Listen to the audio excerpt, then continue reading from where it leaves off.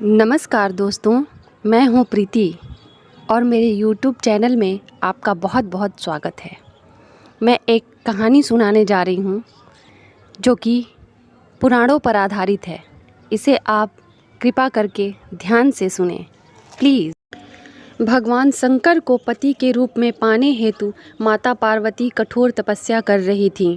उनकी तपस्या पूर्णता की ओर थी। वे कभी बिल्व पत्र पर तो कभी निराहार रहकर भगवान भोलेनाथ की आराधना करती थीं। वे हमेशा अपने आराध्य के ध्यान में डूबे रहती थीं। ध्यान से बाहर आने के बाद भी उन्हें सृष्टि के कण कण में अपने आराध्य की छवि ही दिखाई पड़ती थी। उनकी वर्षों की तपस्या पूर्णिमा के चंद्रमा की भांति पूर्णता की ओर बढ़ रही थी। वे भगवान के चिंतन में ध्यानमग्न बैठी थीं कि तभी उन्हें एक बालक के चीखने की आवाज़ सुनाई पड़ी। बालक की चीख पुकार सुनते ही वे उठ खड़ी हुईं और इधर उधर देखने लगीं। उन्होंने आगे जाकर देखा कि पास के ही सरोवर में एक बालक डूब रहा है और बचाने की गुहार लगा रहा है। माता तुरंत उठकर सरोवर के पास पहुंची। उन्होंने देखा कि एक मगरमच्छ बालक को पानी के भीतर खींच रहा है। बालक अपनी जान बचाने के लिए प्रयास कर रहा है तथा मगरमच्छ उसे अपना आहार बनाने का प्रयास कर रहा है।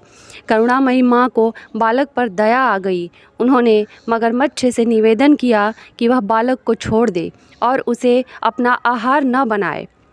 मगरमच्छ बोला, माता, यह मेरा आहार है, मैं इसे नहीं छोड़ सकता। माता ने कहा, इसे छोड़कर उदर पूर्ति हेतु कोई अन्य आहार ग्रहण कर ले, इसके बदले मैं अपनी तपस्या का फल दूंगी। ग्राह ने कहा, ठीक है।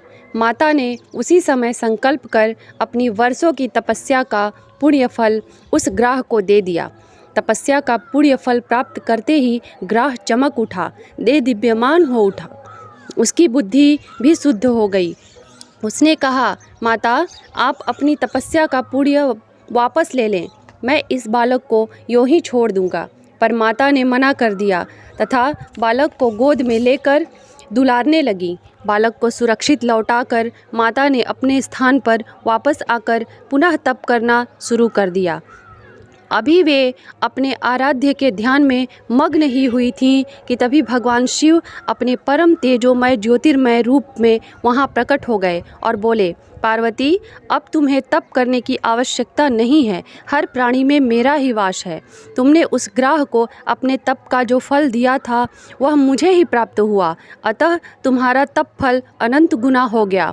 तुमने करुणावश द्रवित होकर किसी प्राणी की रक्षा की, अतः मैं तुम पर प्रसन्न हूँ तथा तुम्हें अपनी अर्धांगिनी के रूप में स्वीकार करता हूँ। इस कथा का यही सार है कि पर सेवा परोपकार से युक्त हो तो फल का अनंत गुना बढ़ जाता है।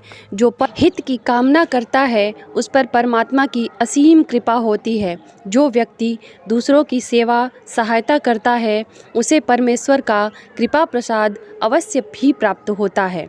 परहित सरिस धर्म नहीं भाई, पर पीड़ा सम नहीं अधमाई। दोस्तों, अगर आपको ये वीडियो अच्छी लगी हो तो प्लीज़ इसे लाइक करें और मेरे चैनल को सब्सक्राइब करें। Please I